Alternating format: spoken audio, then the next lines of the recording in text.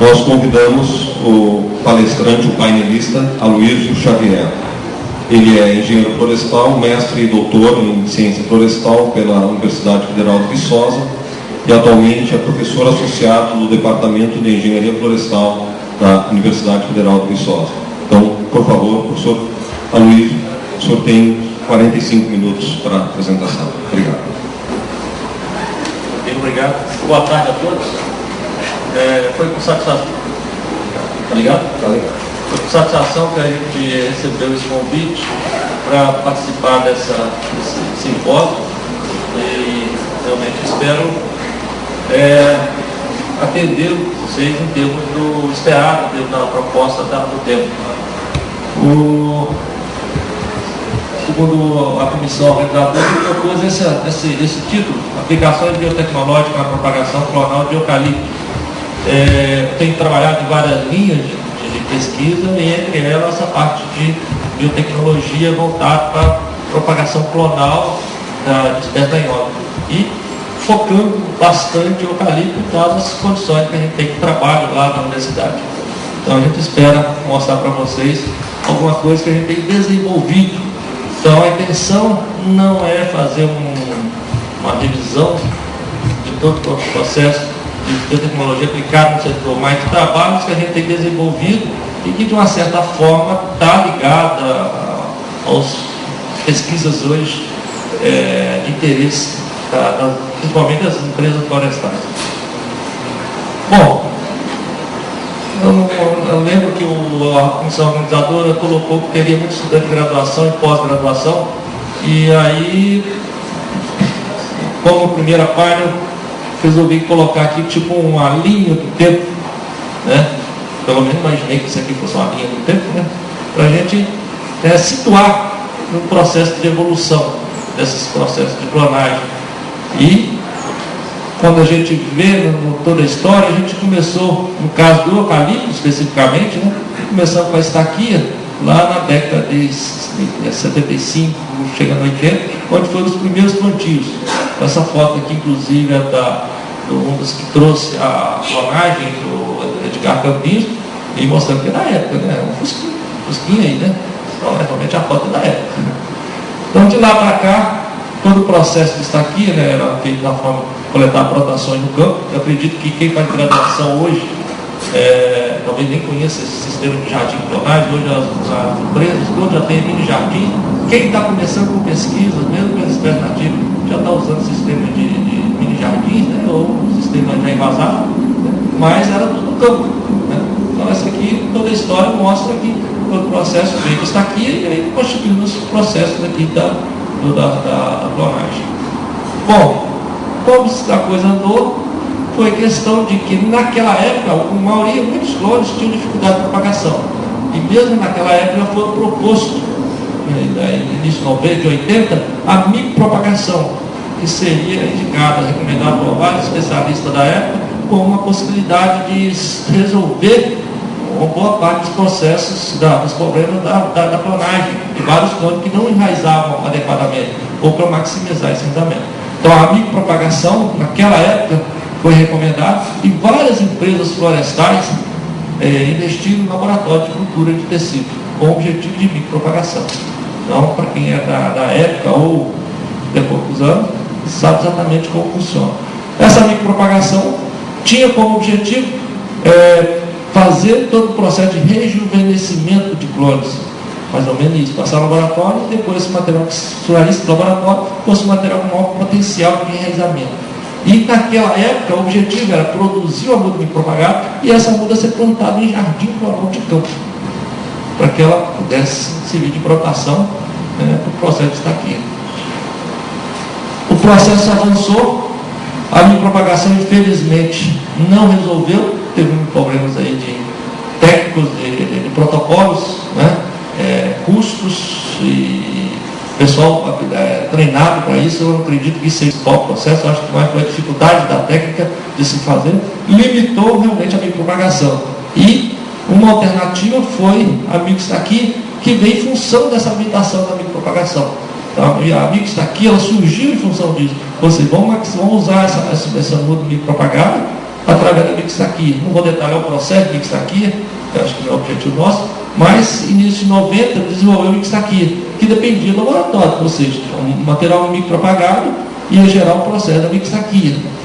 A maioria das empresas não tinha laboratório mais, porque nesse período aqui, como a micropropagação não funcionou adequadamente, foi fechado o laboratório. E a empresa, a gente sabe, toda empresa, quando abre um laboratório e fecha, para reabrir, dificilmente um gerente, um diretor, vai botar a corda no pescoço novamente. Então houve uma limitação muito forte da mixtaquia nesse sentido de limitação. E aí a mini-estaquia veio por consequência, que é realmente o que nós usamos hoje comercialmente, praticamente aí 95% do processo coronário por mini-estaquia. Então foi uma alternativa à mixtaquia limitada. Né? Então, nesse período de 90 até 2000, foi realmente a implantação da mixtaquia e mini-estaquia. De 2000 a 2010, vamos imaginar, houve um investimento muito grande nas estruturas de mini-jardins florais e nas estruturas de viveiro, de uma forma de maximizar todo esse processo. E aí, e a micropropagação? Será que está na época da micropropagação agora? Será que a micropropagação vai ser implantada?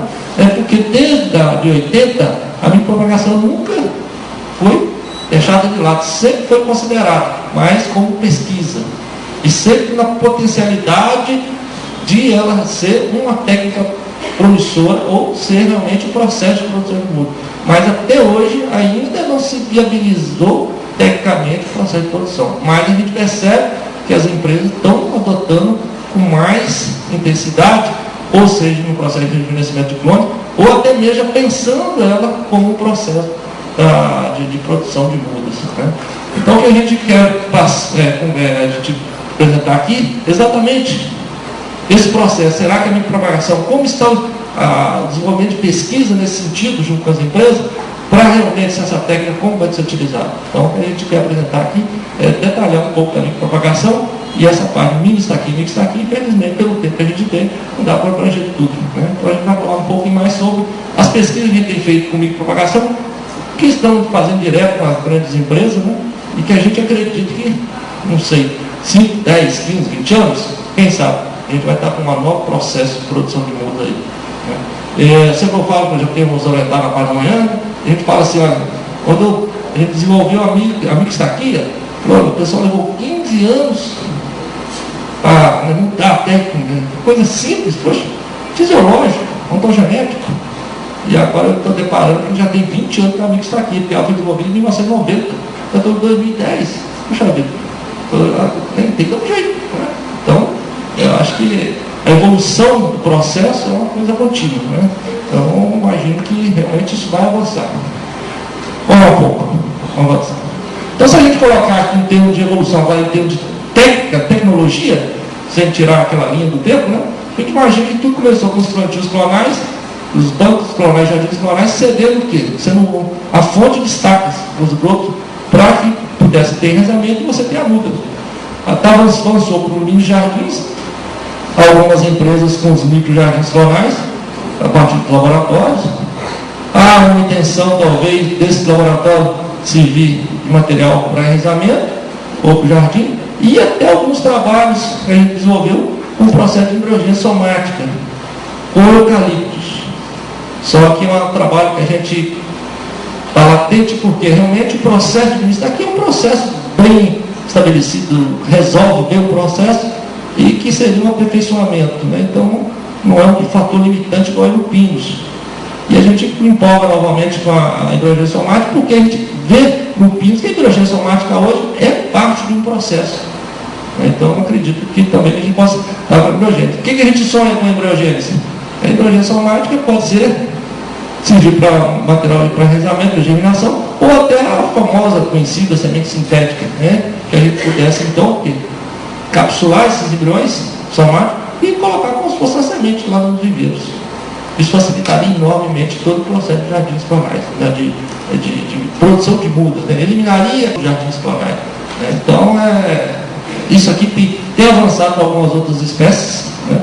De sementes, e bom, a gente como pesquisador de universidade, eu acho que a gente tem que sonhar, a gente tem que estar pensando na frente, né? Então a gente tem que visualizar qual o caminhamento, porque senão não tem avanço de pesquisa, né? Hoje, o que a gente tem? As principais aplicações da micropropagação em eucalipto. Talvez uma das mais utilizadas, rejuvenescimento, revigoramento de clone selecionado na fase adulta. Então todo mundo acha interessante, bonito falar rejuvenescimento.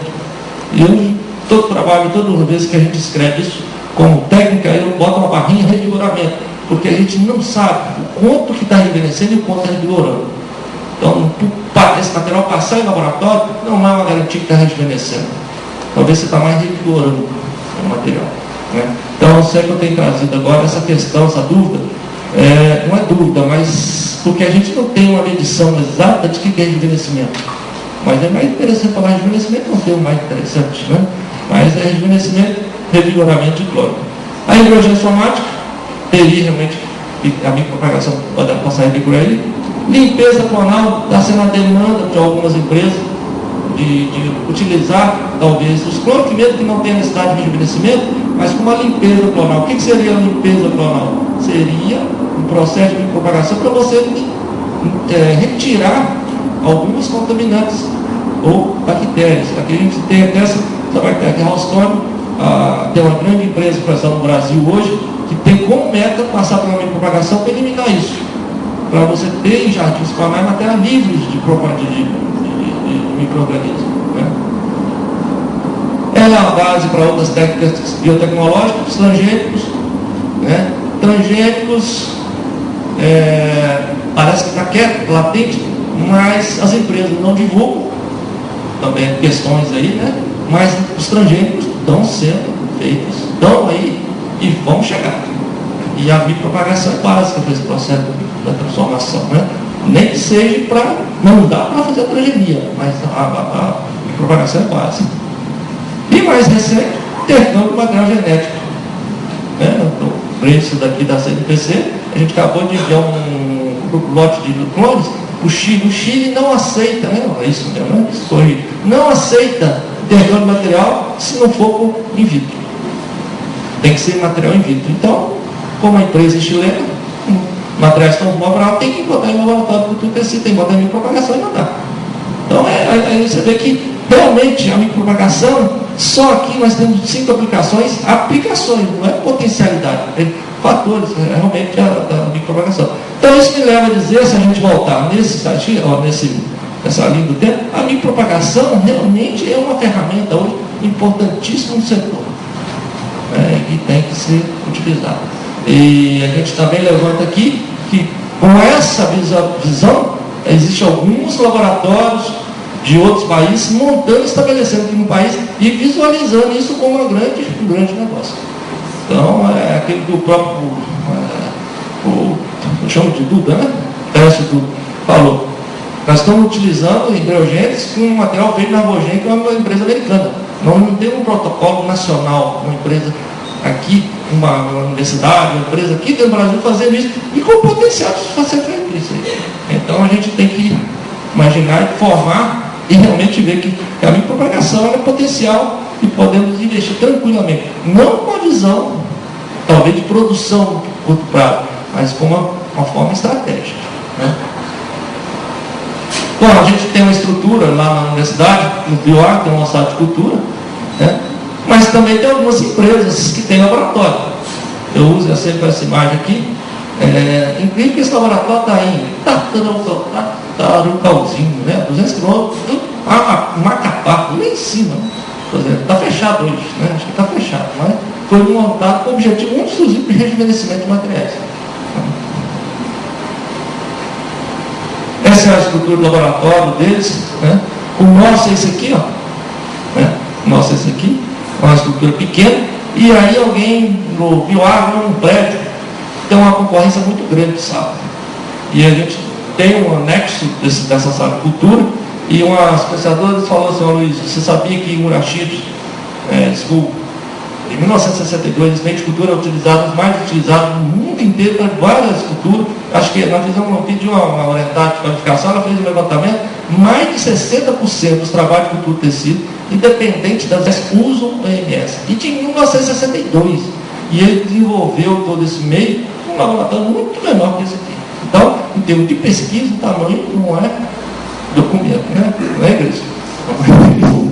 Estou brincando porque é verdade, mas na pesquisa, a vantagem da micropropagação é exatamente espaço, que vale conhecimento, investimento intelectual e qualidade do material que você faz. Né? Essa aqui é uma das orientadas que estavam fazendo na época da Timacó, ela é professora agora aqui no Paraná. Bom, o que é o rejuvenescimento?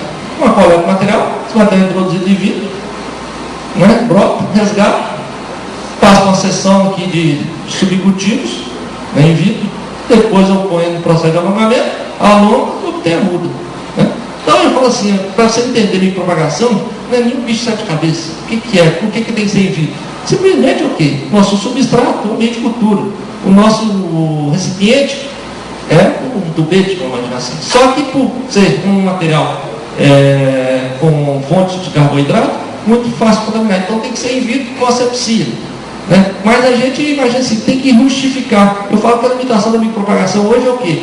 Que a mesma micropropagação que nós fazemos hoje é que era feita 20 anos atrás. Os laboratórios, em termos de tecnologia, avançaram um pouco. Nos últimos 4, 5 anos avançou-se um pouco mais, principalmente na área de floricultura, em que já, por a esterilização química, já estão eliminando filtro, capé de fluxo laminar, eliminando autoclave. E aí, justificando, eu acredito que a micropropagação, na área pessoal, para ter, em termos de escala, vai ter que ser mais ou menos isso, justificar o laboratório.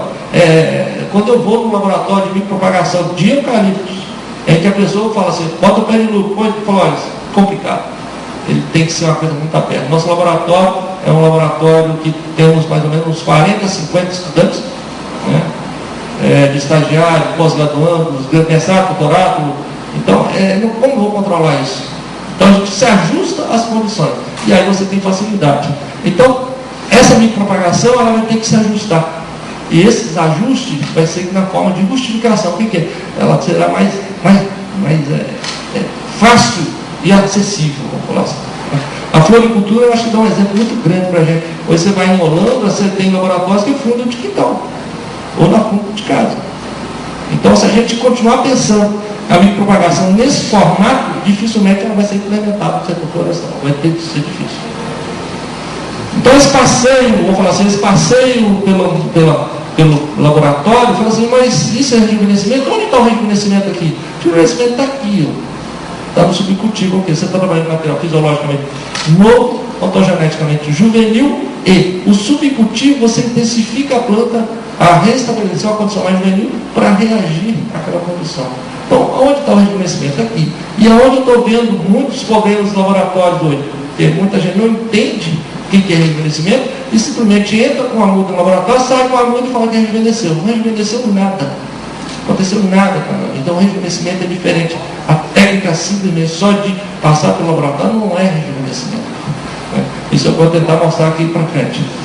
Então aqui alguns trabalhos que a gente fez aí já há alguns anos, mostrando o efeito de você ter esse material rejuvenescido. Então você tem clones mini e micro, né, da mixtaquia. Então você tem um material laboratório, botou no jardim clonal e essa plantação respondia enormemente. Então isso aqui justificou enormemente o processo da mixtaquia. Você imagina um material em cavitação 20 dias, com esse percentual de enraizamento em relação ao outro de mixtaquia, paga qualquer processo, né? Com esse outro clone. Como tinha também clones já bons de enraizamento que resultados não é tão satisfatório. Então a gente sempre recomenda a micropropagação por materiais que sejam recalcitrantes ao enraizamento, baixo nível de enraizamento que precisa ser melhorado. Não por limitação do viveiro, e sim por questões fisiológicas. Porque muitas vezes você tem um problema sério no viveiro, e aí você acha que a micropropagação vai resolver aquele problema. Não é. Então, às vezes você tem um clone que o problema está no manejo do viveiro, você tem que ajustar o viveiro. Então, se você tiver um manejo adequado do viveiro, aí sim, aí se o material não enraiza, pode ser o problema ontogenético. Aí sim o rejuvenescimento seja eficiente. Né? Aqui, um dos últimos trabalhos que a gente está realizando é híbridos de eucaliptos globos, um trabalho que a gente está fazendo junto com a empresa lá de Minas, urofila com globos, grandes com globos. O globo realmente é a palha de celulose, é uma grande espécie. Só que para a região não é adaptada à região. Então o híbrido passa a ser muito importante. E aí começa a questão, porque o glóbulo é uma espécie recalcitrante à propagação, precisamente. Porque a micropropagação começou a ser então cogitada como importante para que, quando chegar esses híbridos de eucaliptos glóbulos, ela possa já ter um processo já desenvolvido em termos de resultados de propagação vegetativa, como acontece nos híbridos que nós temos aqui hoje de urofilo. Né? Então, esse aqui é um híbrido de glóbulo, a fase inicial de indução, né, de plantação de subcultivos. Aqui é o resultado já de alongamento, material alongado, material enraizado. Bom, temos problemas, né? Temos problemas. Material sadio, material sem resposta, né? Tem material que não responde, tem material com problema de doença, bactéria, oxidação, como qualquer outro sistema. Né? Então tem que se ajustar a tecnologia para essa espécie. Né? Problema de hiperdensidade, o glóbulo é complicado nesse sentido, que seria essa planta ficar túrgida, né? Já tentamos fazer vários sistemas de controle, realmente não é um problema só do meu laboratório, lá onde eu trabalho, a nível mundial, onde você entra em contato, tem os mesmos problemas, né? Oxidação, reduzir o vigor vegetativo em função da própria espécie. Geneticamente, essa espécie ela é mais complicada de se trabalhar, ela tem uma maior dificuldade de propagação. Né? Essa é um trabalho de 2011. Né? Aqui estão os subcultivos. Várias literaturas, inclusive a minha, ele fala assim, com 10 anos subcultivos é o suficiente para ter um nível de rejuvenescimento. Então eu falei, gente, eu não podia ter escrito isso. O que é rejuvenescimento? Se a árvore tem 7 anos, vai rejuvenescer para quantos anos? Se ela tiver 30 mesmo, 10, 12? Poxa, então a gente vê depois, né? E aqui está um bom exemplo, não é 10, 12, talvez você está revigorando esses 10, 12, ou estabilizando a cultura. Então, logo que a gente pega os clones de eucalipto glóbulos, a gente percebe o seguinte, depois de 25 subcultivos, a gente percebeu que, se a gente imaginar o que seria um rejuvenescimento, a partir do momento que ele começa com uma alta taxa de multiplicação e estável, então teria que ser estável. E aqui a gente percebe que esses líquidos de glóbulos, depois de 25 subcultivos, não estão estabilizando. E a gente começa a questionar, então, como é que seria? Ele está ajustando para essas espécies, que eu não sei como fazer ainda. Então, você pega os grandes glóbulos, urofilas glóbulos, com os mesmos resultados. Né? Então, realmente vai ter que se ajustar essa tecnologia. Aqui, nós testamos, então, esse material, pegamos esse material e botamos, comparamos. Será que realmente teve algum nível de rejuvenescimento, então? E aí, testamos lá fora. As microestacas, seria uma muda micropropagada, levamos o jardim clonal. Pegamos o material de estaca, está no jardim clonal, coletamos essas estacas, chamamos de microestaca, material veio de micropropagação, e as mini que vieram das estacas. Comparamos o desenvolvimento em termos de raiz. Então, se você perceber aqui, ó, né, os ganhos foram muito pequenos. Muito pequenos. Se você pegar uma representatividade da foto, né, microestaca e mini estacas, olha, você falar de uma certa forma, olha, aqui acabou me resolvendo um pouquinho mais. Então, para esses clones, o rejuvenescimento realmente não foi eficiente. E isso começa a comprovar exatamente isso aqui, ó, porque a cultura não estava estabilizada. Se ela estava estabilizada, então não tinha ainda um nível de rejuvenescimento. Essa questão de só colocar na micropropagação resolve, eu acho que não é bem assim. Tem que entender um pouquinho da tecnologia. Bom, se a gente pega então a mini estaquia e a microestaquia, que seria levar o material para o laboratório e sair com ele, a gente tem que estar avaliando o quê? Tempo. Isso não se faz, imaginar que cada subcultivo vai ser de 10, 20, 30 dias. Se é 10, se lá ali foi 25, tem 2 anos que esse material está no laboratório, mesmo assim não respondeu. Então você tem que imaginar que você vai gastar um tempo para rejuvenescimento. Né? Nem todos os clones você consegue introduzir e nem todos os clones vão responder a micropropagação. Então essa eficiência ela é relativa em função dos clones seus.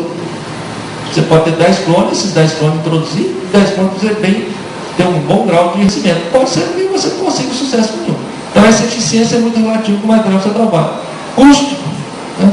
Esses custos agora para mim ficou mais fácil. As empresas aí, tem uma empresa trabalhando aí em Campinas, ela coloca como meta 75, 80 centavos por muda, não é isso? ela cobra isso. Então o custo dessa micropropagadora é 80 centavos. Essa empresa cobrando. Eu acho que é viável. Mas, como se diz, é uma questão da empresa, né? Então esse custo hoje, para mim, ficou mais fácil citar exatamente porque é uma referência. Mas o custo realmente para a empresa, ou para montar uma estrutura laboratório, manter uma estrutura laboratório, eu acho que as empresas que fecharam o laboratório dificilmente vão reabrir. São poucas que eu tenho que reabrir o laboratório. Eu acho que a tendência é cada vez mais esses serviços florestais, prestação de serviço, como de rejuvenescimento de novos laboratórios, se a coisa for demandando, eu acho que vai tender a abrir mais laboratório e aí prestar serviço. Aí volta o Grace novamente que trabalha em empresa, realmente é uma tendência para isso. Em vez de ter o próprio laboratório, ter uma empresa que possa prestar esse serviço. Né? E essa aplicabilidade, eu acredito que vai ser demandada cada vez mais. Por quê? A maioria das empresas hoje, nos primeiros clones, um dos itens de seleção dos clones era enraizamento. Se enraizasse pouco, estava fora do programa. Hoje não é mais essa filosofia. Se o clone é bom, vamos ter que fazer produção. Então aí eu acredito que a aplicabilidade volta a ser interessante para a micropropagação. Realmente ela passa a ser interessante. O que temos hoje, a maioria dos clones que estão hoje comerciais, são clones que são bons de enraizamento. Mas as novas linhas de clones que estão vindo aí, acredito que alguns deles vão ter problemas de rejuvenescimento, talvez a micropropagação passa a ser um item que tem que ser cumprido. Né?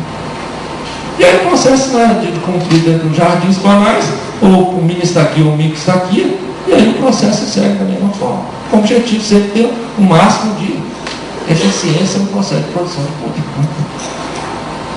E outra questão, né, a eficiência, aqui a gente fala de rejuvenescimento, é de limpeza clonal, né? Algumas empresas estão querendo para limpeza clonal. Né? Então o que a gente tem de rejuvenescimento hoje é exatamente mais ou menos dentro dessa linha. O trabalho que a gente fez dentro de uma linha aplicada para a empresa hoje. Outra linha que a gente desenvolveu e que está latente no setor florestal, para eucalipto é embriologia somática. Eu acredito que ela seria vamos manejar, onde você teria uma outra, onde vamos chegar com a propagação clonal. Vai parar na mini estaquia? Eu acredito que não. Vamos ter que caminhar um pouco mais. Para caminhar, a tendência é caminhar para o material mais juvenil. Onde você tem o material mais juvenil? No embrião. Esse embrião. E para chegar a esse embrião somático, a embriologia somática é a tecnologia. Né? Então, essa aí nós desenvolvemos alguns trabalhos. Nós tivemos um trabalho de 2007 e outro de 2005. Né? E a gente chegou com os clones para ali, com a massa. Né? Deixa eu ver aqui, vamos pegar esse aqui. A partir de caule ou folha, a gente induz calo. Esses calos passam pelas mesmas fases de uma embriogênese zigótica. Né? A globular, a torpedo, a torpedo e deixa aqui. Então, passamos pelas mesmas fases da embriogênese zigótica. Só que os embriões são todos somáticos. E a partir daqui você pode levar esse embrião para germinar. Questão que não tem endosfera. Então, aí que vem aquela questão que eu coloquei lá de semente sintética. Você teria que capsular para que pudesse, então, levar para o viveiro para germinar ou manter na sua estrutura de laboratório. Um outro trabalho que a gente fez em seguida com outro doutorando, e falou, onde está o problema? Porque, se vocês perceberem, a calogênese foi bem formada, os embriões globulares foram formados. Isso aqui com garantia, porque nós fizemos todo um trabalho de anatomia provando que era um embrião. Então não é simplesmente uma suposição, aquilo ali é embrião. Não, é garantido, nós fizemos todo um trabalho de anatomia provando que era embrião. A questão era desenvolver e amadurecer esse embrião. Então, mas você tem processo aqui? Não, mas aqui foi alguns casos que não refletiam, não tinha repetibilidade, infelizmente. Né? Nós fizemos um segundo trabalho com outra doutoranda e ela começou a identificar. Né? Ela identificava que o embrião tinha em volta dele uma camada de oxidantes que impedia que então a gente estava procurando um outro fisiologista para a gente pudesse colocar alguma coisa no meio para minimizar esse oxidante. Mas aí, como não houve muito interesse das empresas, a gente parado nessa linha de pesquisa, que a gente pretende estar voltando agora, principalmente em função dos interesses aí. Né?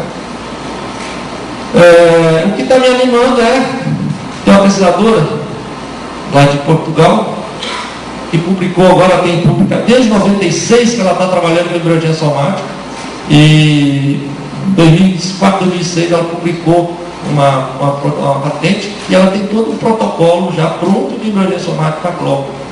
Eu entrei em contato com ela e ela está animando e vou tentar adaptar as clones brasileiras. Então eu acho que aí nós vamos conseguir avançar. Porque dentro do Brasil, infelizmente, eu não tenho um outro contato dessa linha. Então a gente tem que trabalhar isso aí. Então se quem quiser um pouco mais de informação, ela escreveu até um capítulo revisando tudo que foi feito para a Globo de hidrogênio, está nessa literatura aqui.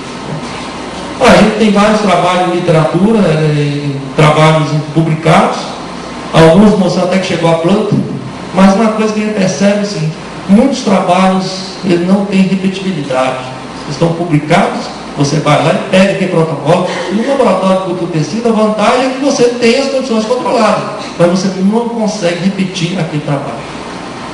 Então é um complicador que a gente vê no dia a dia, que a princípio, se a gente pegasse a metodologia, colocasse a metodologia em prática no seu laboratório, teria que repetir, mas não repete. Infelizmente não repete. Então a gente vê muitos trabalhos publicados e muitos desses trabalhos a gente não consegue repetibilidade, né, no processo. Bom, isso seria o hidrogênio. Espero poder estar desenvolvendo esse trabalho, vou tentar desenvolver esse trabalho. Quem sabe na próxima oportunidade posso estar apresentando um resultado mais conclusivo, né? Um embrião, né? Ou até mesmo já está no processo produtivo. Né? Uma outra linha de trabalho que tem desenvolvido detalhadamente é de bioreatores, porque a micropropagação, da forma como ela é inviável economicamente, tecnicamente, um processo produtivo em larga escala. Então a gente imagina como que a gente poderia estar maximizando bioreatores. Bioreator nada mais é a permissão temporária, né? Uma escala de produção. Né? Então a gente fez alguns trabalhos com o sistema RIP, que é um sistema francês, que é protegido, patenteado, mas é uma facilidade, porque você compra, se você comprar o sistema, já tem autorização. Tem outros bioreatores no mercado, mas não são adaptados para a nossa condição. Ou tem um bioreator húngaro, mas a pessoa, o prestador não libera para ele testar, porque não tem uma proteção no Brasil. E ele tem a visão que no Brasil tudo se pirateia. Então ele tem medo de mandar o bioreator para cá, e a gente copiar e depois falar, vamos usar seu bioreator e copiar. Então, inclusive esse material, a gente mandou material num clone lá para a Hungria, colocou no bioreator, ficou a coisa mais perfeita. Tem uns 2 anos que a gente está tentando trabalhar com ele. Falou, quando não tiver a proteção, não vamos enviar esse bioreator para você. Aí a intenção é desenvolver um próprio bioreator, porque aí resolve esse problema, né? Então o sistema RIP, nós fizemos, o que é o sistema RIP? Sistema de dimensão temporária, não vou tentar detalhe, mas é o que é? Você, em vez de ter um tubo de ensaio, você vai ter o quê? Um sistema como esse, né? Um sistema mais ou menos desse tamanho, e você tem um meio de cultura, a micropropagação em cima, de tempo em tempo esse material inunda e volta. Então a gente bota isso aí 4, 5 vezes por dia, aí fica durante 5 minutos, a irrigação é um sistema parecido com o jardim clonal. É a mesma coisa, só que tem vídeo. E aí fala, lá é jardim clonal, sistema de hidroponia, ali fala que é bioreator. Então na micropropagação é tudo mais interessante, né? O nome é tudo mais imponente, né? Bioreator, né? Sistema de jardim mesmo. Ok, então, essa pesquisa aqui, ela, com o clone de eucalipto, nós temos esse trabalho já publicado, é uma tese, os artigos devem estar saindo na revista Árvore, na Ciência Florestal, e tem um outro trabalho que está fechando agora também, um com grandes clorofila, o outro com os híbridos de glóbulos, que foi trabalhado sempre, né? Então, dentro desse primeiro trabalho de tese aqui, testando alguma coisa, alguns itens, né? Meio de cultura, a influência da relação tipo de nitrogênio, fonte de nitrogênio, frequência de imersão, alongamento, né? São 4 capítulos. A gente vê aqui nitidamente diferença de fonte de nitrogênio. Dentro do meio de cultura, tem as fontes de nitrato e nitrito. Só de mudar essas relações é o comportamento desse material. Esse aqui é o padrão, né? Aí vamos mudar, 1 para 2, 2 para 3. Então é o comportamento, né? Então a nutricional é fundamental nesse processo, né? Depois falamos, será que ele é eficiente? Aí comparando no meio água e no bioreator rico, né? E olha a diferença, a produtividade, o volume de material que você tem é muito maior. Então, que a gente fala assim, a muda se custa 80 centavos, nesse sistema você pode reduzir para 50. A muda de destaque hoje é 40, então já está muito próximo, né? Aqui, só para você ter uma ideia, o material alongado mais de perto, né? Então você tem aqueles tufinhos, com poucos dias a gente tem um material alongado. Só que tem alguns problemas, né? Nós temos um problema da hiperdensidade, né? Questão da climatização, né? Caos, né? Material. Então, alguns problemas tem que resolver todo o processo de ajuste de metodologia, né? Bom, o que a gente imagina então de tendência? Primeiro, a automatização do sistema de cultura, bioreatores eu acho um caminho, né? Um caminho a ser seguido. Uma condição fotoautotrófica, acho que é outro caminho. A gente tem um laboratório hoje que a planta funciona com heterotrófico, então acho que um sistema autotrófico, ou seja, com maior intensidade de luz ou luz natural, você tem uma sala de crescimento de luz natural, né? E reduzir fonte de carbono, eu acho que aí começa a ter a micropropagação mais próxima de um viveiro, vamos falar assim. E aí a gente pensa o seguinte: para chegar a essa condição, ela tem que ser uma técnica acessível, tem que ser simples, tem que ter olhar a simplicidade, tem que ser economicamente viável e operacionalidade em larga escala. Se a gente não tiver uma condição de operacionalidade em larga escala, não vai atender. Então a gente tem que pensar nesses 4 itens principais aqui, né? Então hoje que a gente pensa até a micropropagação e a estaquia. Se a gente for olhar a estaquia de onde saiu e onde está, tecnologicamente ela aperfeiçoou muito, né? A micropropagação, basicamente, que se fazia em 1980, quando foi estabelecida, quase que é o mesmo de hoje. Então vai ter dois caminhos. Ou você vai encostar mais no viveiro, ou a minha estaquia vai virar quase um laboratório. E que a gente percebe que os viveiros hoje já tem uns viveiros totalmente cobertos, fechados. O que está faltando ali para um laboratório, né? Muito pouco, né?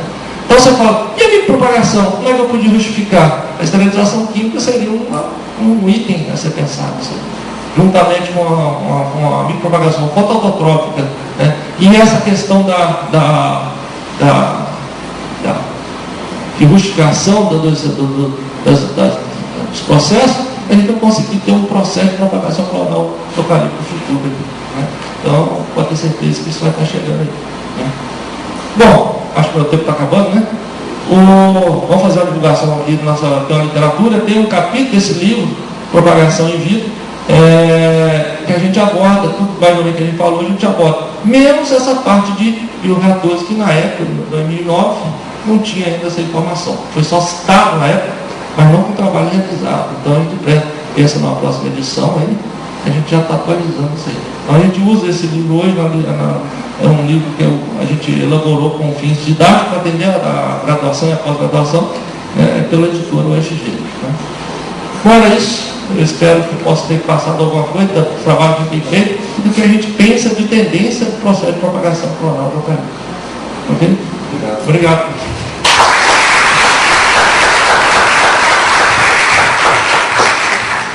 Agradecemos ao Aloysio a excelente apresentação e convidamos de imediato a próxima painelista, Regiane Stoffer, engenheira florestal, formada pela Universidade Federal de Viçosa, mestre em agronomia em genética e melhoramento de plantas pela Universidade Federal de Lavras, especialista em cultura de tecidos vegetais e atualmente é pesquisadora da Clabin S.A. Paraná.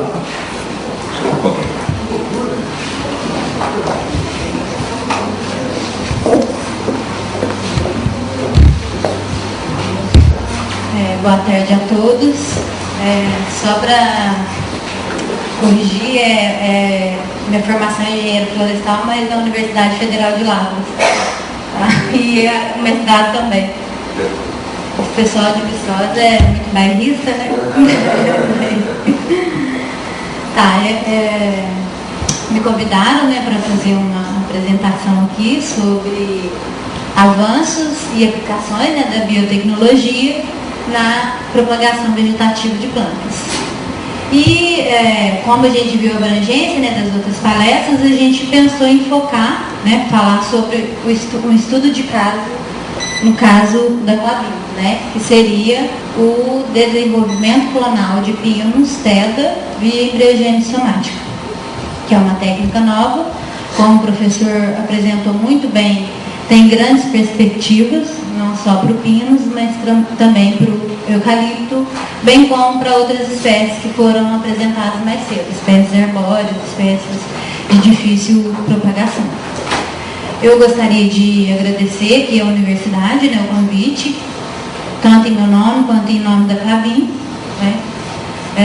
Gostaria também de dizer que a gente tem lá na nossa empresa pessoas formadas aqui, inclusive o nosso diretor, o nosso pesquisador da área de solos, manejo florestal. Então, aqui é a base, né, a formação do futuro florestal, e eu tenho certeza que tem um futuro bem promissor, né, devido a tudo que foi mostrado e como a gente tem visto a ampliação das áreas, tudo que tem aí para fazer. Ainda tem muito trabalho para ser feito, e isso é bom, porque precisa de muita mão de obra qualificada para esse trabalho. Deixa eu só acertar aqui a passagem dos slides. Então, a Clabin, né, como a maioria conhece, é uma grande empresa instalada no sul do país, né, as áreas florestais, a maioria das áreas florestais. É uma empresa com 110 anos de tradição no mercado florestal, uma empresa inovadora, de liderança e com muita responsabilidade social e ambiental. É uma empresa que preza pela sustentabilidade ambiental. Ela possui 17 unidades fabris, distribuídas em 8 estados brasileiros, né, e uma na Argentina, uma unidade industrial. Tem em torno de 3.500 colaboradores, diretos e indiretos, e é a maior produtora e exportadora de papéis do país, ou seja, uma empresa de grande expressão nesse setor. Exporta 62% da produção para mais de 60 países. Lidera a produção de papéis e cartões para embalagem. É a única fabricante, né, de cartões para embalagem de líquidos da América Latina, a maior recicladora de papéis do país. E tem uma característica que é inerente, né, da Clabin, que foi a primeira empresa brasileira a ser certificada pelo FSC. Né? O que é esse selo do FSC? É um selo de que a empresa é responsável no manejo de florestas, maneja florestas de forma sustentável, tem responsabilidade com a sociedade, tem responsabilidade social e tem que ter retorno. Porque não é somente essas outras questões, tem que trazer retorno, senão não é um empreendimento viável. Aqui, para ilustrar, né, a distribuição das áreas no Brasil, né, nos 8 estados brasileiros. A área florestal, eu não vou entrar em detalhe em cada um dos itens aqui, né, tem a área florestal distribuída em vários estados. A área de papéis para embalagem, né, indústria de papéis para embalagem, sacos industriais, embalagens de papel ondulado e papéis recicláveis. Dentre os produtos da Clabin, né, as áreas da Clabin, nós temos na área florestal as toras de madeira, né, vendas de toras de madeira. Dentro da papéis para embalagens, papéis craftline, cartões revestidos e embalagens de papel, sacos industriais e papel ondulado. Está tampando aqui as porcentagens, mas é 8, 18, 25, 14 e acho que 28%. Aqui a distribuição das áreas florestais. A maioria das áreas estão concentradas no Paraná, sendo que aqui o grande maciço é a Floresta Monte Alegre, né, Fazenda Monte Alegre. Temos unidades também na região de Guarapuava, tem áreas de fomento também distribuídas aqui no estado, e em Santa Catarina, na região de Otacílio Costa, Lages e no entorno dessa região. Temos áreas também em São Paulo, na região de Angatuba, e em Mato Grosso, uma pequena área também, como vocês podem ver aqui, em termos, em números mesmo. É uma empresa que vocês podem ver que é a grande responsabilidade ambiental, tem 192 mil hectares de preservação, de áreas de preservação, Dentro dessas áreas de preservação, o que está incluído? A área de preservação permanente, reserva legal, RPPN e outras. E tem uma área plantada total de 266 mil hectares. Como que está distribuído isso? No Paraná, né, como eu disse, está a grande concentração dos plantios. Pinos, área própria. O que seria as áreas próprias mais arrendadas, né? Pinos, 133 mil hectares em total. Eucalipto próprio, tem mais de 76 mil hectares no total. E também as áreas de fomento, né? São as parcerias que a Klabin desenvolve com pequenos agricultores do entorno das suas áreas florestais. No Pinos, nós temos em torno de 14 mil hectares e no eucalipto, 39 mil hectares. Totalizando, né, no Pinos, 147 mil hectares e no eucalipto, 115 mil hectares. Então, sobre a espécie, né, que eu vou falar hoje, que é o Pinus, o gênero Pinus, né, especificamente Pinus teda, espécie teda, a Klabin é uma empresa com bastante expressividade no mercado brasileiro em termos de plantio florestal de pinos. Por isso, nós vamos falar sobre essa espécie e a tecnologia que está envolvida para a sua propagação. O que acontece? No Brasil, vários palestras anteriores, ontem que eu não estava aqui hoje, mostraram o grande desempenho silvicultural do Brasil. Nós sabemos que o Brasil é referência mundial em silvicultura clonal de eucalipto. Nós sabemos a grande competência que o nosso país tem para a formação de florestas, mas que deixa a desejar, como já foi dito antes, devido à enorme área que tem, deveria ter uma área muito maior, né? Comparado com o Japão, com a China, com vários países que têm uma área plantada, no caso do Japão, um país muito menor e tem uma área bem considerável plantada, de florestas, né, em geral. Então, o que acontece? Nós queremos chegar nesse patamar com pinos. Nós precisamos evoluir a silvicultura clonal do pinos para não competir com o eucalipto, que eu acho que as duas espécies, cada uma tem a sua qualidade.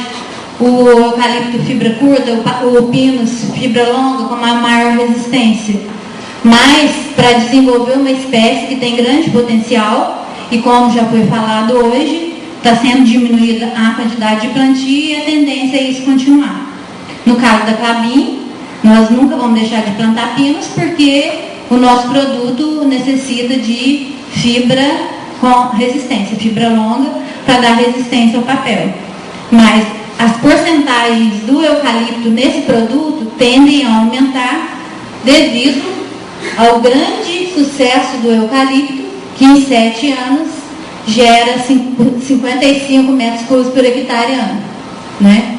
Então, só para mostrar que o ganho que se obteve com melhoramento, com introdução de material genético, com permuta com outras empresas, com a introdução de outros estados, como o Gleice tinha mencionado, para o Paraná, né, e teve grande sucesso. Por que teve sucesso?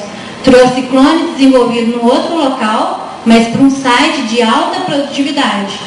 Um site onde a pluviosidade ela é bem distribuída, né? Tem chuva distribuída ao longo de todo o ano.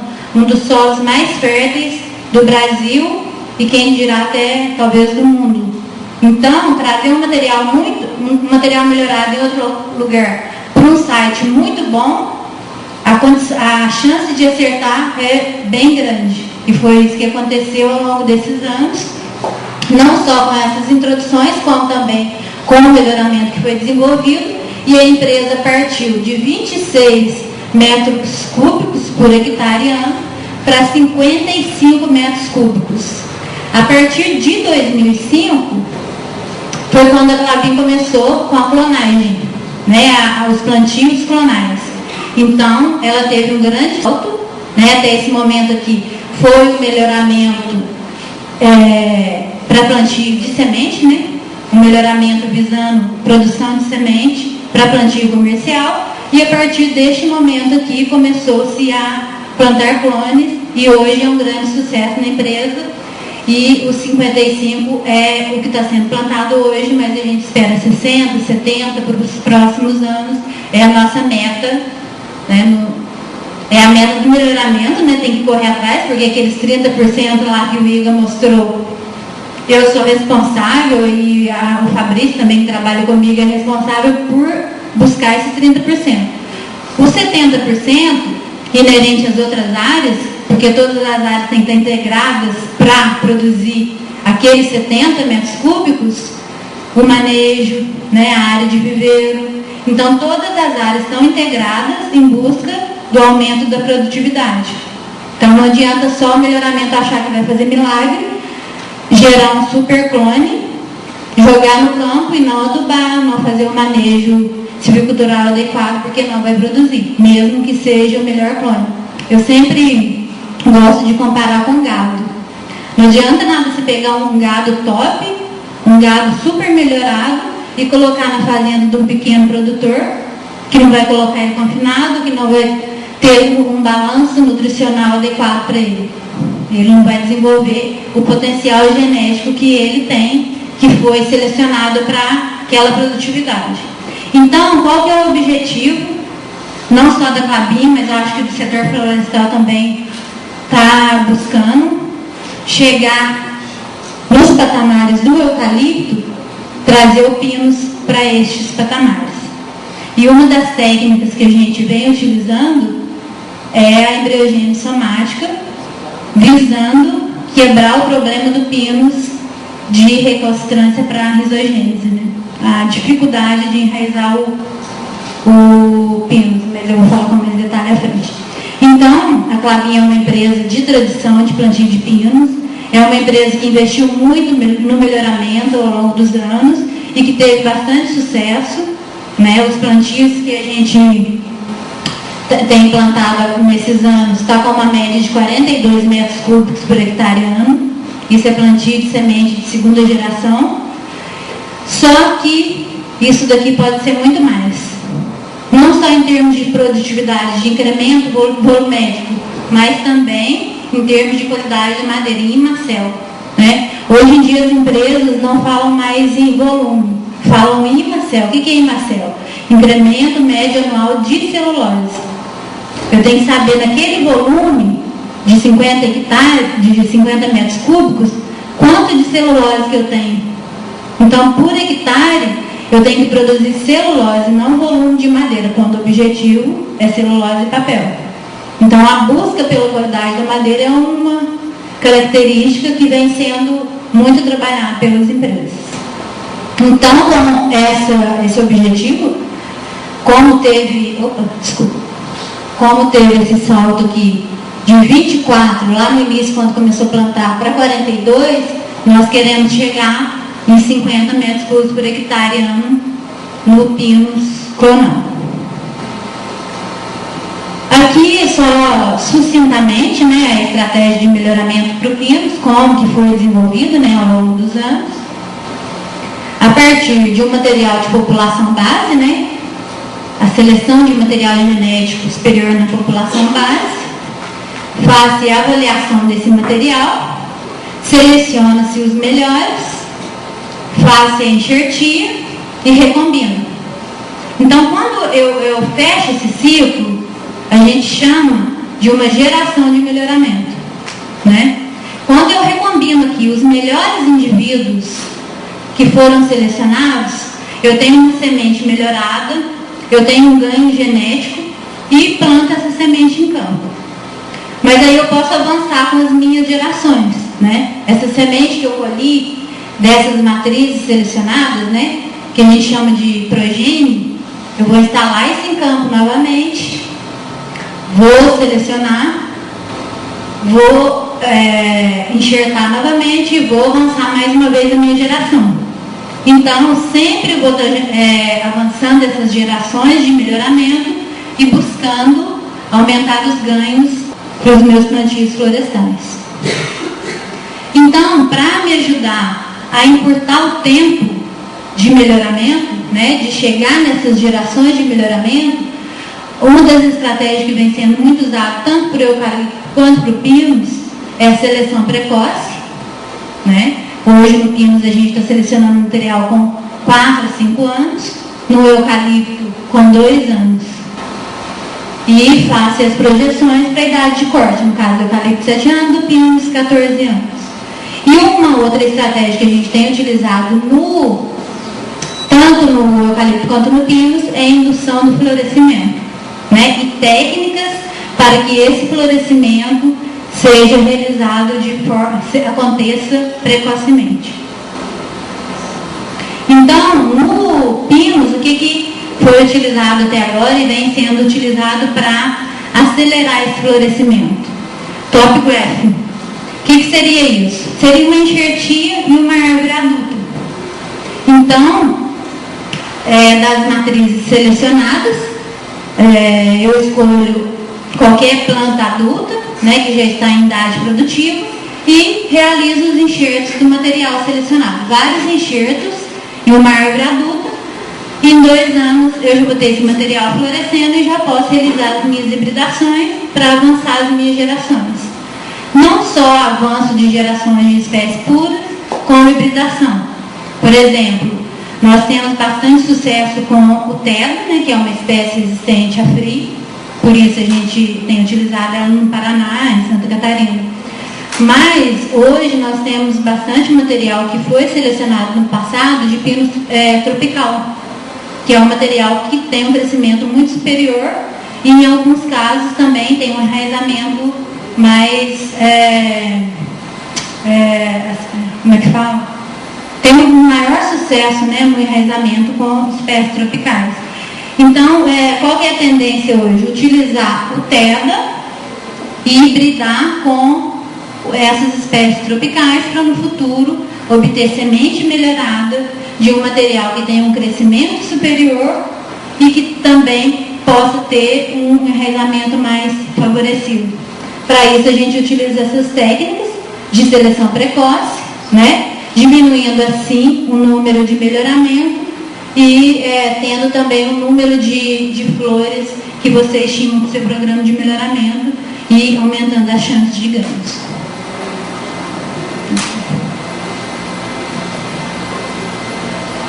Então, dentro daquela estratégia que eu mostrei, que é realizada no pinus, né, a seleção recorrente simples, nós temos a capacidade geral de combinação e a capacidade específica de combinação. O que é isso? Na capacidade geral de combinação, eu tenho alguns indivíduos na minha população que combinam bem com vários outros genótipos. Então, nesses indivíduos, eu posso fazer uma seleção, uma polinização, né, aberta. Eu só colho semente nas árvores que eu tenho interesse, que tem uma capacidade de combinar com as outras, e eu vou ter um ganho muito considerável. Um outro tipo de ganho que eu posso ter também é na combinação, como eu mostrei, estou mostrando aqui, específica entre indivíduos. Então eu seleciono esse indivíduo aqui, 169, e o indivíduo 201. E cruzo esses dois indivíduos. E eu gero várias estimativas de quanto eu vou ganhar em volume e em madeira também, qualidade da madeira, densidade e várias outras características com essa técnica. E como que a gente faz para viabilizar, né, essa capacidade específica, os ganhos que a capacidade específica de combinação pode me trazer? A partir da polinização massal controlada. Então, eu tenho 2 indivíduos, eu vou cruzar, né, pegar pólen de um e colocar na outra planta, né, a partir de seleção de polinização massal controlada, que é uma atividade, né, onde utiliza-se um cesto elevatório, uma atividade que tem que ter muitos cuidados, que eu não vou entrar em detalhe agora, mas que gera bastante ganhos. Então, o que acontece? Como é uma capacidade específica de combinação, eu vou dar de 2 indivíduos, ou de um conjunto de indivíduos, algumas sementes de famílias, né, melhoradas. Então, eu tenho um book de sementes de famílias melhoradas. Então, qual que é a estratégia que pode ser usada? Fazer a clonagem dessas famílias e obter ganhos genéticos em cima disso.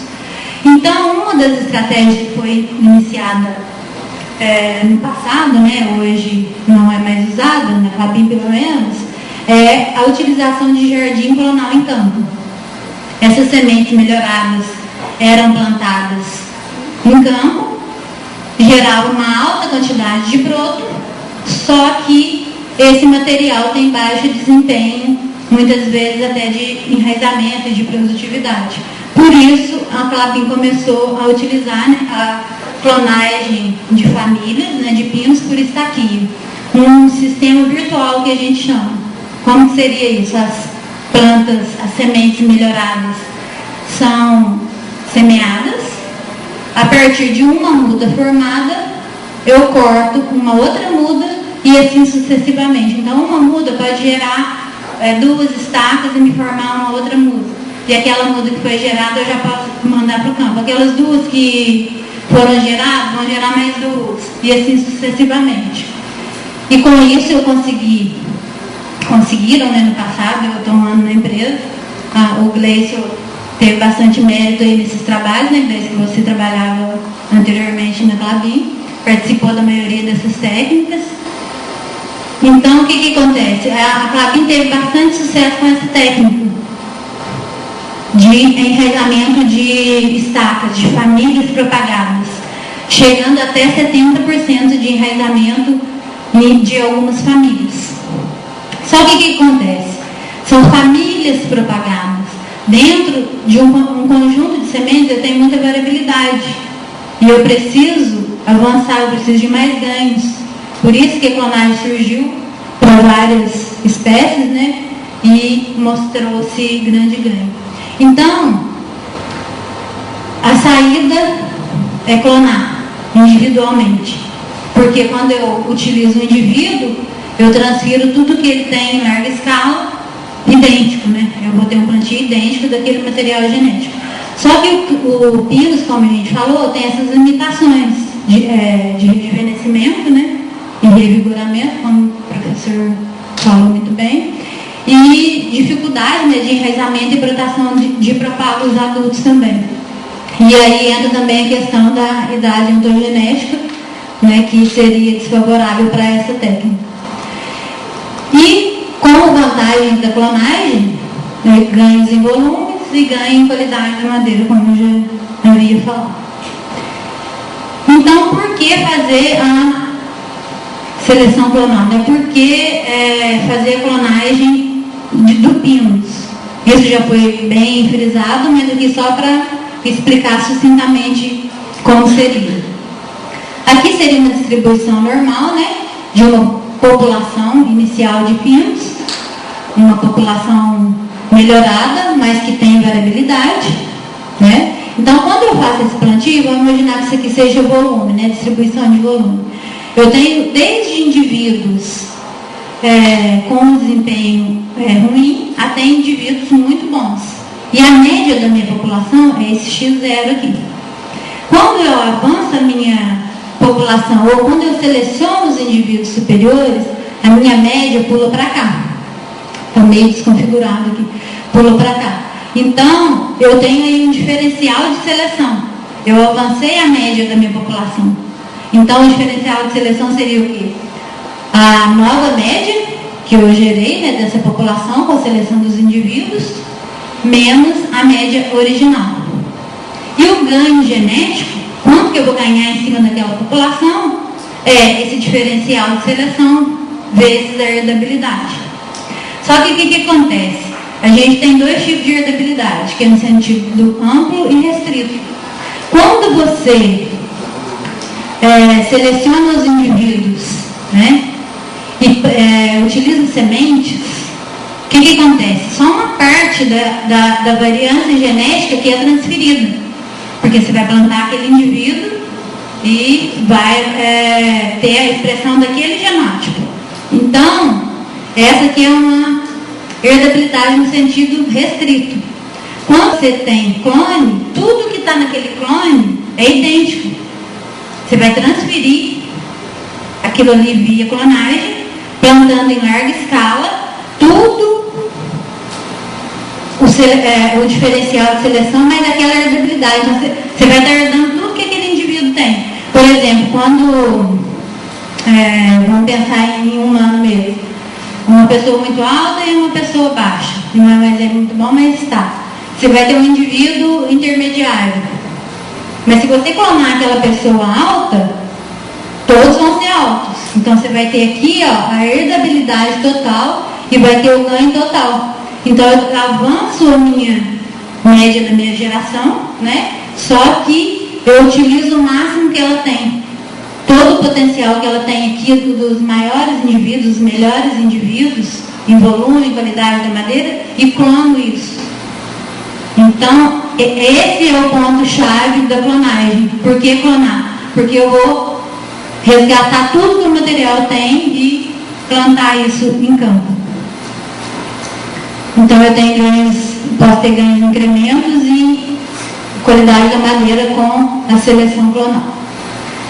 Então, tudo isso que foi falado aqui, para que foi feita uma introdução? Para falar da embriogênese somática como uma técnica de viabilidade do enraizamento do pinus, uma técnica de clonagem do pinus, visto a dificuldade desse gênero em propagar, né, em enraizar. Então, como que foi feito?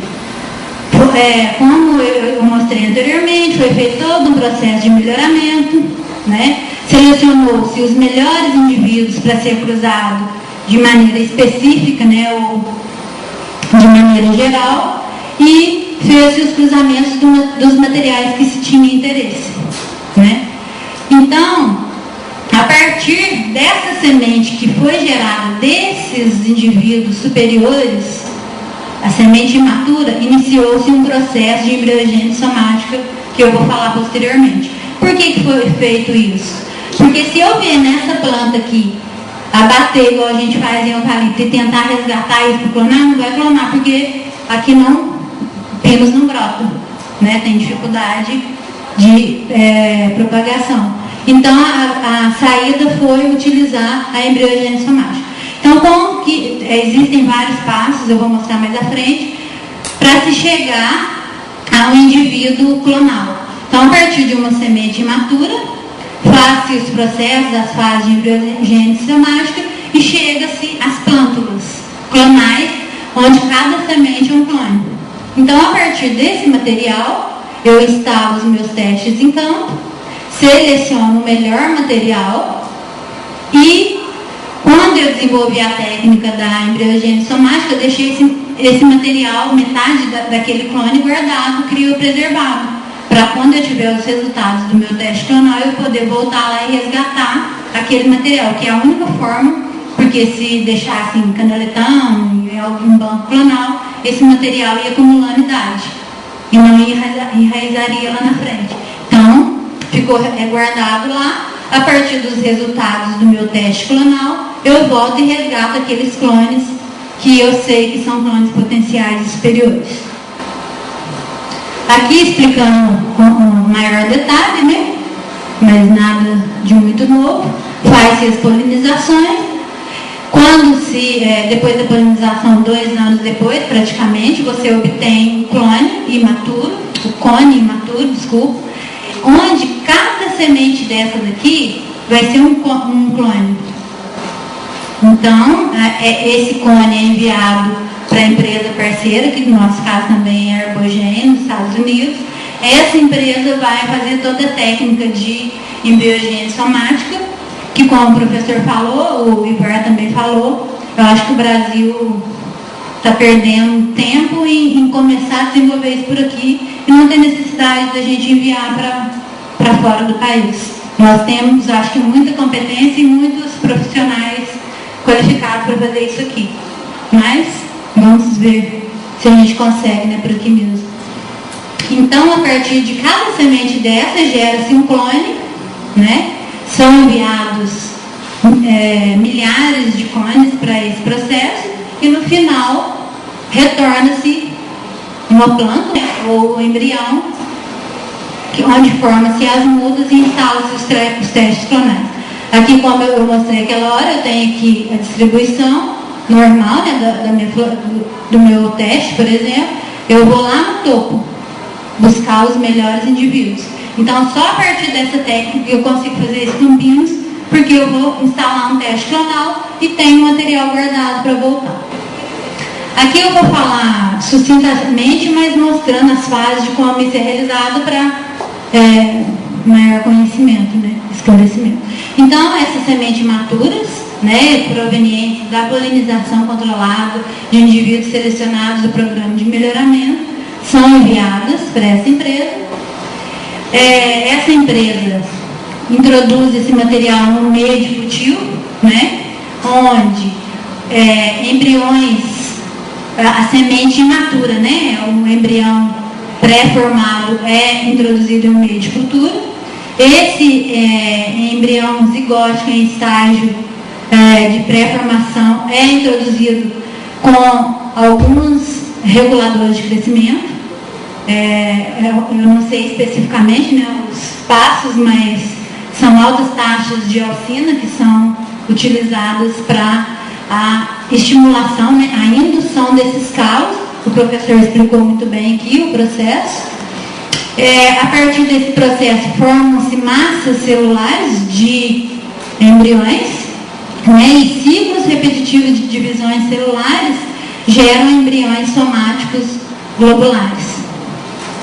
E a partir destes embriões, tem uma outra fase, que é a fase de maturação, né, onde, a partir desses embriões, parte é criopreservado, parte é guardado, porque daqui 4, 5 anos eu vou voltar lá e resgatar esse material, e parte vai para a germinação. Então, depois dessa fase aqui, que se gerou os embriões somáticos, né, e já obteve uma escala maior, eles passam por um ciclo de maturação, né, mediante alguns reguladores ou a falta de alguns reguladores para estimular isso.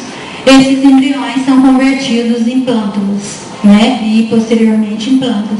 Esse material é germinado in vitro, né, uma fase em laboratório, daí a importância da micropropagação, né, como um todo o processo.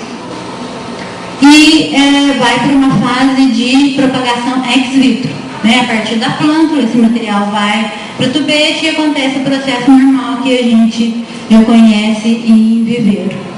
E a partir desse material são instalados os testes clonais, né? Esses testes têm delineamentos para que se identifique o melhor clone, e mais uma vez frisando que eu vou no topo da cadeia buscar os clones superiores para a seleção. Aqui o teste que foi instalado e um dos indivíduos superiores. Então, a partir da seleção, então voltando aqui, eu gero as minhas mudas a partir da embriogênese, instalo os meus testes clonais, posso fazer uma seleção bem precoce, que foi o que foi feito na Clabin. Com 1 ano de idade selecionou-se os melhores indivíduos, e atualmente com 4 anos fez-se uma nova seleção. O ranking mudou bastante, mas o melhor clone continuou no ranking. Então, dos 10 melhores, né, em 1 ano de idade, pelo menos um conseguiu manter o seu potencial. Os outros ficaram bem distantes, né, nesse ranking, mas só a possibilidade de ganhar com um clone, né, selecionando precocemente, já compensa o risco de fazer essa seleção, que para o PIMS não é o ideal, mas que foi bem assertivo. Então, a partir da seleção desse material, volta lá, que é o processo que a gente está agora, lá nessa empresa nos Estados Unidos, retira o material que está criopreservado em nitrogênio líquido a menos 180 graus, faz a regeneração destes embriões, a germinação, pode-se utilizar a micropropagação aqui também para aumentar a quantidade desse material, né, antes de levar para enraizamento no viveiro ou in vitro, e aumentar a quantidade de material. Faz o transplantio desse material para tubete e inicia a produção comercial via mini estaquia, que seria o processo convencional que vem sendo feito atualmente, né? Via mini jardim virtual, onde de uma estaca retira 2, 3 estacas, e devido ao material ser muito rejuvenescido, né? Ele é praticamente novo, porque é um embrião, né? Ele tem alto potencial de enraizamento. A experiência que a gente teve lá, que o material de embriogênese tinha enraizamento de 90%. Então isso mostra o sucesso da técnica, né? Como apoio ao melhoramento e como uma técnica para ser instalada comercialmente. E o grande potencial de se trabalhar com isso para ter ganhos significativos no melhoramento de pinos. Então, aqui são alguns detalhes de como que foi instalado o teste, né? Isso foi feito em 2007, em vários sites representativos da empresa. Por que a gente faz isso? Para avaliar a interação daqueles genótipos com o ambiente, né? E saber qual clone é melhor para qual ambiente, ou se um clone é muito plástico, que vai muito bem em vários ambientes. Foi instalado no espaçamento 3 por 2,5, né? Utilizou-se o delineamento de blocos ao acaso, com uma planta por parcela, né? Que é o single triploide que a gente chama, e com 6 repetições. Isso para análises estatísticas e a seleção dos melhores indivíduos. E parcelas maiores, né? De 9 plantas, visando futuramente realizar a qualidade da madeira, as avaliações tecnológicas da madeira. E aos 4 anos de idade, fez as medições, né, ao longo de todos os anos, mas o 4º ano é o ano que está sendo utilizado para a seleção e para as projeções de produtividade. E utilizou-se, né, a técnica de metodologia de modelos mistos, né, que é o RML Club, do Marcos Leon, né, para ranqueamento e seleção dos clones. Porque, como o Gleison havia falado anteriormente, nós precisamos dessas ferramentas para selecionar os materiais de forma assertiva, de forma que ele terá estabilidade futuramente nos plantios, frente às adversidades, nem sempre, né, porque tem as questões de época, de geada e de vários outros problemas que possam. Então, a partir do ranqueamento desse clone, né, selecionou-se os melhores para serem resgatados no material que estava criopreservado e fez-se as projeções de produtividade. O melhor clone, né, teve 50 metros cúbicos por hectare ano. Isso projetado para 14 anos, utilizando dados de 4 anos, dados precoces. E a semente teve 42 metros cúbicos, né, semente de segunda geração, que é o que é plantado hoje, por hectare ano, né, 42 metros cúbicos por hectare ano. Ou seja, utilizando esse clone aqui, tem um ganho de 20% sobre a semente. E para a empresa isso daí é um ganho muito considerável em termos de produtividade e de rendimento de celulose lá na frente, vai trazer muitos ganhos. E também, utilizando os 5 melhores clones, a média foi 17% de incremento volumétrico, né? 17% de ganho dos 5 melhores clones em relação à semente. Ou seja, é um ganho bem considerável. Eu já falei que foi seleção precoce, os clones serão resgatados, nós estamos nessa fase. E ainda tem a questão da qualidade da madeira, que vai ser avaliada por métodos não destrutivos no próximo ano, né, com 5 anos, e futuramente a análise destrutiva, né, que é avaliar a química úmida e todos os parâmetros, com todos os parâmetros, teor de lignina, rendimento de celulose, dentre outros que são interessantes para a produção de papel. Então, as perspectivas são grandes, a empresa está apostando nessa técnica, só que é uma técnica que não é estática, ela não pode parar. Esse processo foi feito uma vez, Só que a embriogênese somática tem que ser um processo contínuo dentro do programa de melhoramento. Todos os anos tem que ser enviado material, ou de 2 em 2 anos, material semente imatura, né, de material de polinização controlada, para que esse processo seja contínuo. Pois foram gerados alguns clones agora, que a partir de 2014 provavelmente já estarão em campo, nos plantios comerciais, mas esse melhoramento tem que ser contínuo, esses ganhos têm que ser contínuos, porque existem as questões de pragas e doenças no campo, e existe a questão também que a empresa sempre tem que buscar aumentar a produtividade. Então, esses 50 metros cúbicos gerados aqui precisam evoluir, e essa técnica tem grande utilidade, né? E é de grande valia para clonagem do pinos. Eu gostaria de agradecer a atenção e, se tiver algum questionamento, depois nós podemos conversar.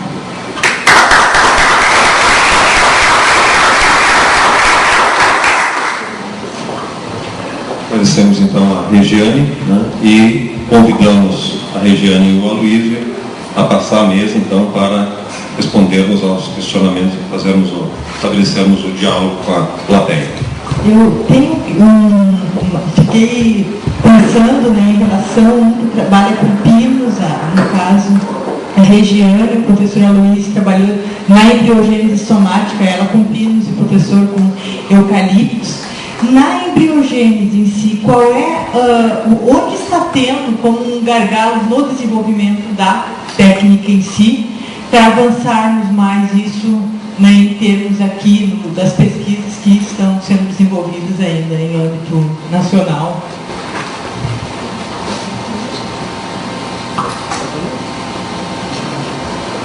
No caso dessa experiência que a gente teve, o maior gargalo foi na regeneração dos embriões, porque foram enviados 35 mil sementes imaturas, né?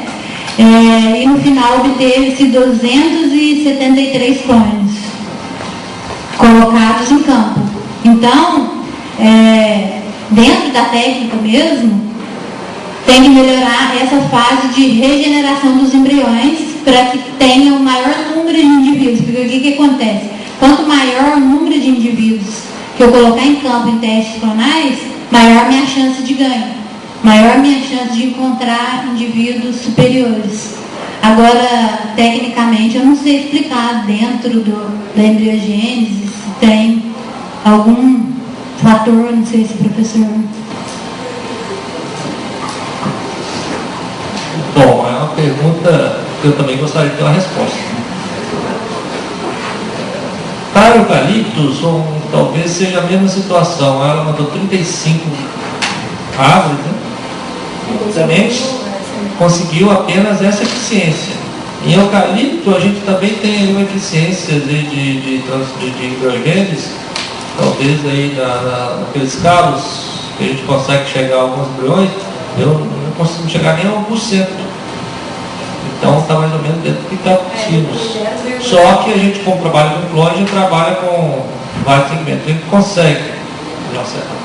Mas a eficiência do processo ainda não é dominada. Não é aqui no Brasil. Para o eucalipto é a nível mundial. Não conheço o trabalho. Qual que é a outra dificuldade? Quando a gente fala em propagação vegetativa, macrostaquia, aqui no Brasil há um conceito, uma cultura de que tudo que uma empresa faz, na que a outra fica sabendo, vai lá e é feito com boa vontade, passa tudo que se faz, é uma troca de transferência de tecnologia muito grande. Quando a gente volta para a tórica do tecido, principalmente no exterior, como é a questão de proteção e patentes, dificilmente a pessoa faz isso. Então, o que acontece? Eu acho que um dos complicadores é essa troca de informações. Então, eu acho que isso é um complicador. E, além disso, é o domínio da técnica. Aí tem desenvolvimento. Aí, realmente, se trabalha muito hoje com regulador de crescimento, viticultura, com controle de ambiente, mas a gente não sabe exatamente como funciona. Uma das linhas é, primeiro, entender o processo da embriogênese zigótica. Em função desse segmento da agrociclose, de transferir isso para o processo de clonagem. Porque a fase inicial de indução de calo e formação de embriões globulares, isso aí não é muito difícil. A questão é a maturação desses embriões.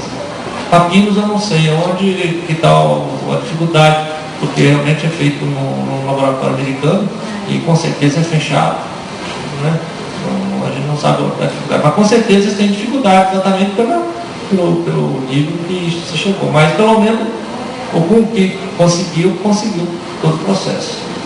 Agora, eu botaria uma dificuldade, não é uma dificuldade, mas as empresas florestais de eucalipto, como tem um sistema bem resolvido, bem estabelecido, eficiente de propagação, o embriogênio não tem chamado tanta atenção. Agora, o Pinus chegou a esse estado que está também, porque já tem pelo menos uns 30 anos que estão trabalhando, desenvolvendo essa tecnologia. Então, acho que é questão de envolvimento técnico, formação e trabalhar. É pesquisa, não é uma experimentação, é pesquisa. Não sei se a gente respondeu a sua pergunta.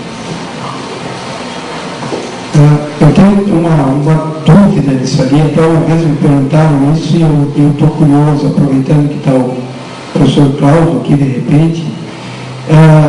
Os números da embriogênese somática são muito baixos, né? 1%. Esse 1% você perdeu 99% da variabilidade de forma aleatória, né? Nós não sabemos o que nós perdemos ali.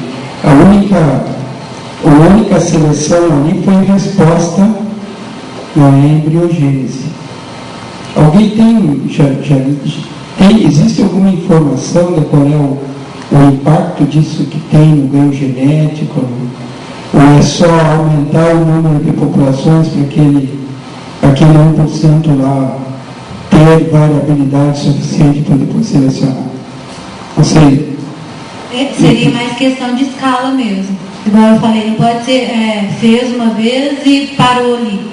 Tem que ser um processo contínuo, porque sempre vai estar gerando variabilidade, um grande número de sementes melhoradas, né, que vai ser clonada via embriogênese, e dessa forma contornaria essa deficiência da técnica, né, porque esse 1%, não sei se é um caso específico dessa empresa, mas de outras empresas também, eu sei que essa porcentagem é pequena. Então, tem que ganhar em escala, fazer muita hibridação, gerar muita semente, né, muitos cones imaturos de material melhorado, para que esse 1% consiga representar uma variabilidade maior. Isso já foi até questionado, a gente tem conversado internamente na empresa, né, e com outras empresas parceiras nessa questão, sobre essa variabilidade. Porque quanto menos embriões eu conseguir regenerar, né, menor essa variabilidade, menor o ganho. Seria isso.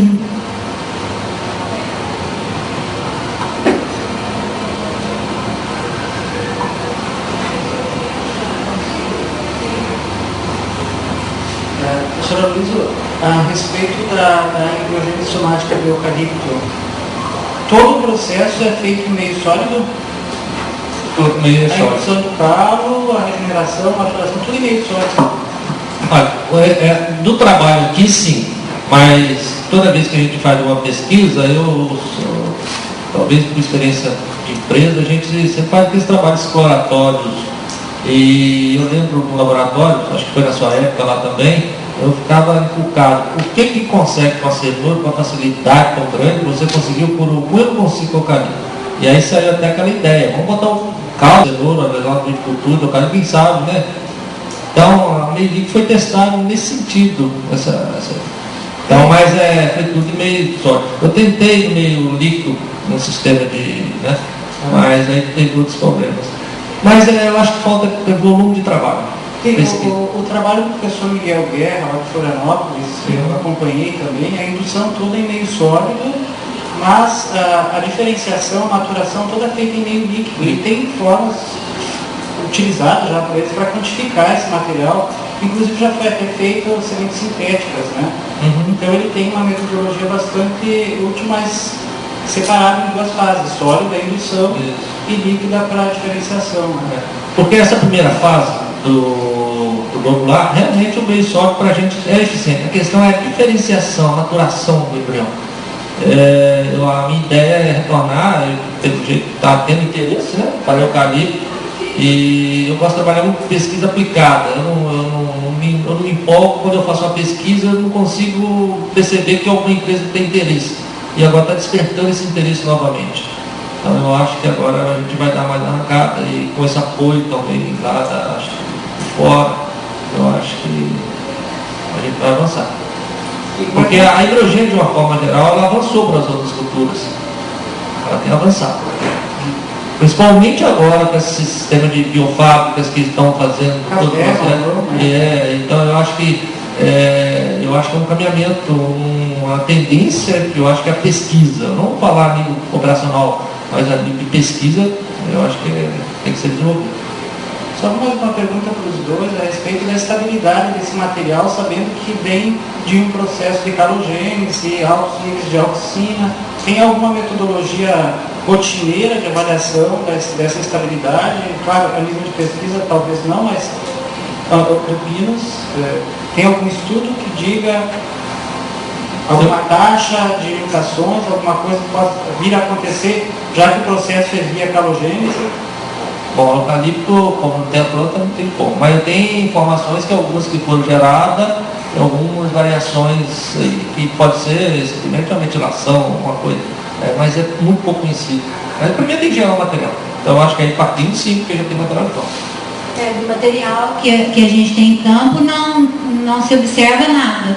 Mas eu não sei quando chegou o material, Gleison, se vocês chegaram a separar material com algum problema mencionado. O material chegou normal, como uma muda de clientes que conseguiu essa tratamento.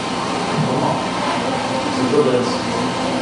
Porque eu imagino se na plântula já expressou alguma coisa, eles devem já descartar, né, e mandar os materiais mais viáveis para a gente. Mas no campo, de todos os testes que eu visitei até hoje, não tem nenhuma variação expressiva, né? Ao longo do tempo a gente pode, com técnicas e com avaliações mais apuradas, tentar descobrir alguma coisa, mas até o momento, fenotipicamente, não. Quando o material chegou, se teve algum problema no laboratório, não foi relatado, guardaram para eles lá nos Estados Unidos.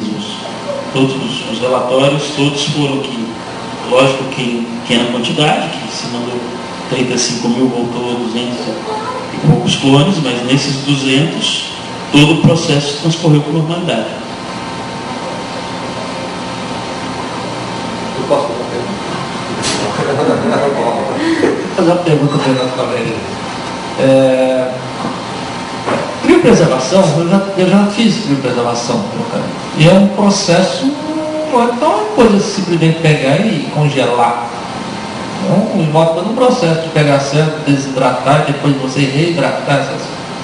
Como é que isso, a confiabilidade disso, já tem algum resultado, já testou, já fez? Como é que está? Então, esse é o nosso receio, porque agora que o material vai ser resgatado. E informação de algumas outras empresas que já fizeram bastante resgate, que trabalhou bastante com embriogênese, o insucesso às vezes é grande. Desse material que está criopreservado e não consegue retornar com este material. Mas aí é mais um fator de probabilidade, né? Dentre aqueles 5 clones, vamos supor que a gente selecionar para volume que realmente vai ser datado, pode ser que só 3 sejam viáveis. Então isso também é levado em consideração e vem sendo discutido, mas assim, só daqui um ano a gente já tem essa resposta, né? Que primeiro eles fazem um teste, né, de resgate desse material para fazer as projeções de quantidade de mudo que vai ser retornado. Mas existe esse risco realmente.